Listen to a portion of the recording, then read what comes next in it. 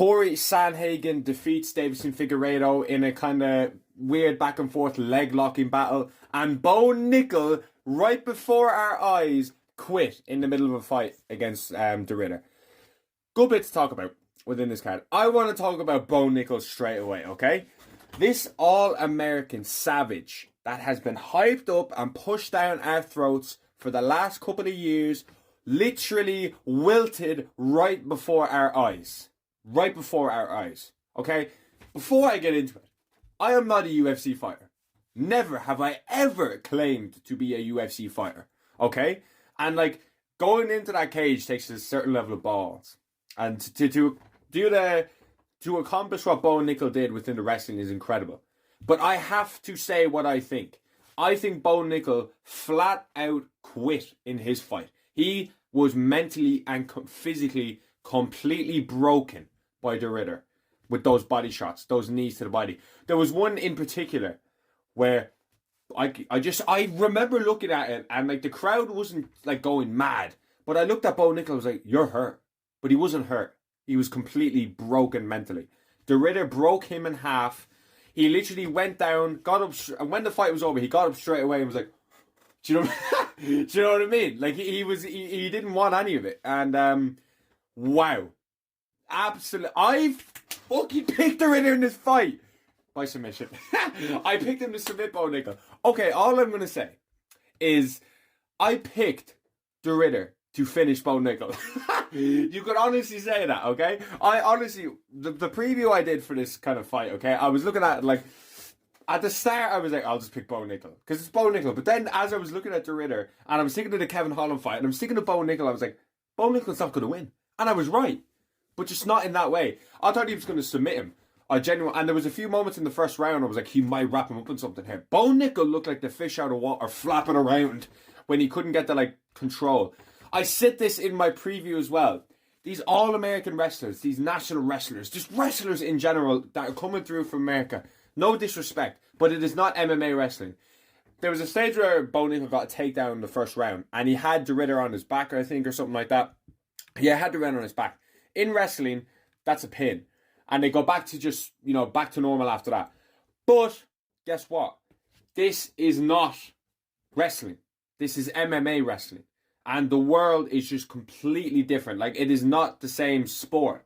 Wrestling and MMA is not wrestling in college or wrestling anywhere fucking else, bro. Anywhere else. And Bo Nickal got just exposed. That's the only way to say it. And I hate saying that word.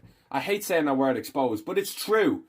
He felt adversity for the first time in his career and wilted. He absolutely wilted. I was actually just like, what? I was shocked. I was shocked, man, because so much hype had been put into Bo Nickal. And you hear people talk about Bo Nickal, oh, he's such a savage and stuff like that. But the second I get it's a step up to Ridder, 1FC, I'm telling you, I mentioned that in my preview, the XP De Ridder got from 1FC. The XP from 1FC was insane. It was insane. And I really felt like that transitioned into this fight. I really felt like that experience really paid off. And he's honestly like a Dricus du Plessis. Like, his style's so weird. Incredibly good jiu-jitsu. Incredibly good jiu-jitsu. I think De Ridder can go far in this. A lot of people are saying it should be Cannonier next. I'm not massive into that fight. I honestly wouldn't mind seeing Marvin Vettori versus De Ridder. I wouldn't mind seeing that fight one bit, to be honest with you. I think that could be a good scrap. Vittori just lost a couple of weeks ago, maybe 2 months ago now at this stage, a while ago now, but he's fresh off a loss. He's a big enough name. That could be stylistically a good fight. De Ridder might be able to kind of work his way through striking a little bit, and he's fighting someone who's proven in the wrestling department for middleweight, which De Ridder, as much as he fought, this massive savage that is Bo Nickal in the wrestling department, here's the thing. Bo Nickal was calling out Khamzat Chimaev at one stage. And I'm just like, brother.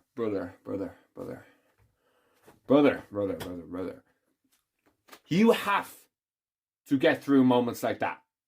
It's simple as that. If you're going to make it in as a UFC world champion, moments like that where someone's kneeing you in the body up against the cage, that's going to be standard. I don't get it. A lot of people might be like, oh my God, you're not a UFC fighter. How would you know? And stuff like that. But man, that is literally the name of the game. It's the pain game. Big up True Geordie. It's the pain game. And moments like what happens when Bo Nickal gets into a absolute war and someone's absolutely devastating ground and pound against him? He fucking wilted it from body shots in like the clinch. That wasn't war. That was far off it. I'm just shocked at what happened. Absolutely shocked. And I just thought Bo Nickal was going to I thought Bo Nickal was a dog. But he wasn't last night. Now, a lot of fighters have these moments and then their career completely flips and then they get really good and they remember that feeling. I think Usman and Sean Brady talked about it. They gave up, but then they got that feeling of giving up and they were like, fuck that, I never want that ever again. That might happen to Bo Nickal. He might be there sitting there like, he might be absorbing this feeling of he gave up and he gave up and he got embarrassed and he lost everything. And he's just like, I will never let this happen again. And that turns people. That switches like something on in people. They become absolute freaks of nature. Like me, mate. And I'm messing, but they just change. And they change for the better. And I hope that happens for Bo Nickal. Loads of people are shitting on Bo Nickal. I don't want to shit on Bo Nickal, but I have to say what I saw. And I saw Bo Nickal quit. I saw Bo Nickal quit. And I never in my life would have ever thought I would say that. But it's just the fact. It's just the reality of the situation that he just wilted. He gave up. He didn't want any part of a dogfight with the Ritter. And it wasn't even a dogfight. Okay? He probably got hit with like a vicious body shot. I'm pretty sure he had broken ribs. But man, if you want to become a UFC champion, this is the stuff you have to power through. You have to come through adversity. You have to come through broken bones. Kamaru Usman fought Colby Covington with a broken hand in a striking fight. Twice, I believe. I think he went into the second fight with a broken hand. He broke his hand in like the first round against Colby Covington and still was mashing it. Do you know what I mean? That's what it takes to be a champion in the UFC. Okay? It's just a fact. And I'm sad for Bo Nickal. I don't mind the guy. A lot of people hate on him, but he was an exciting prospect to look out for, and he would have mixed in the wrestling well with the rest of the middleweight, because middleweight's not great wrestlers, but it's just the way it is now. So yeah, Bo Nickal got really derailed there, and sad to see. Next up, one of my favourite fighters in the sport, Cory Sandhagen, got the job done last night against Davison Figueiredo in comfortable fashion, but also through an injury, which is quite shit. But let's be honest here, that fight was only going one way. When Figgy got injured, I genuinely felt like, okay, I didn't need to see anymore. Like, I genuinely felt that. I was just like, Cory's so much better than this guy. Cory, first round, you could argue, was a 10-8, I'm pretty sure. He just was on top all the time, and he's constantly improving. He's an absolute beast, this guy. And Figueiredo just kind of looked like a guy. He didn't look too interested in the fight. He didn't look like he was like necessarily there to really give it everything and really fucking try hard. Like, I've seen Figueiredo so many times. I'm not saying Figueiredo gave up or anything like that, but I didn't see that urge from Figueiredo to move forward, to really get shit done. Maybe that was going to come later on, but why? Why were you doing so many leg locks? What were you trying with his legs? Why aren't you trying to knock him out? That's where you can win the fight. Why are you just wrapping up this guy's legs? I don't understand it. What purpose? I understand you might get one, but you were literally spamming that was as if you went into that fight and you were like, this is my only option, is to grab his leg and fucking break his ankle. Like, that's just, at this level, this is not happening. I cannot remember the last time I saw a leg lock between a number 4 and number 5 ranked fighter. Fuck, a leg lock, period. Okay? It's like an armbar. They just don't really happen. When is the last time a top fighter got armbarred? Really think about that. Like a 4 versus 5, a Cory versus Figueiredo. When is the last time that really happened? These guys are too good at this level to get caught in that stuff. And you know what, yeah? This is something I thought about the other day. When's the last time we saw like a rear naked choke? They are extinct as well.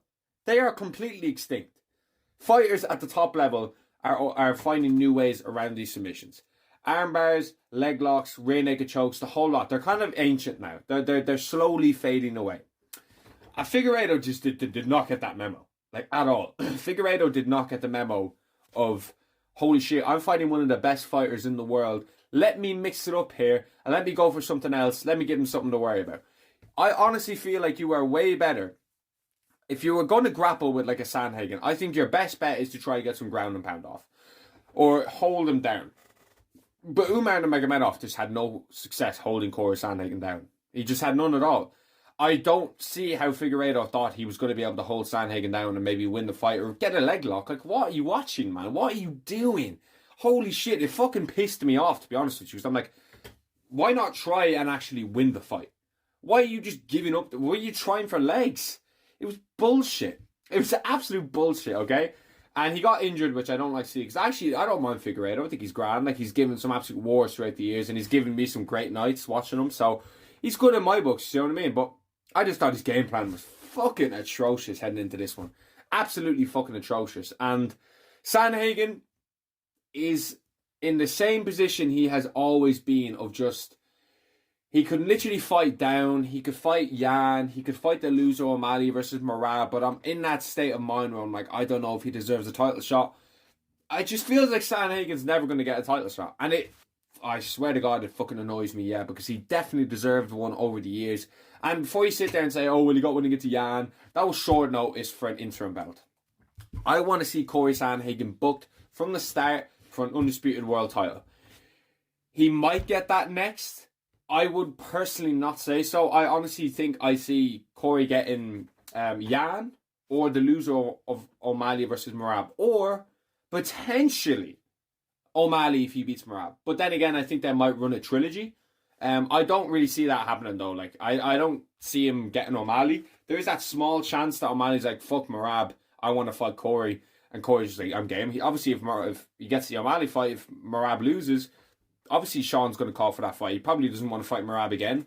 And us as fans probably wouldn't want to see the trilogy. If Sean chins him as well, I think it gives Cory good room because Merab, he defended the belt once, and I know he's got like a rake of people before that, so you have to take that into consideration. But it's not like he was a reigning champion, Merab, okay? He won the belt at the start of this year. It's just a fact. It's just a fact, okay?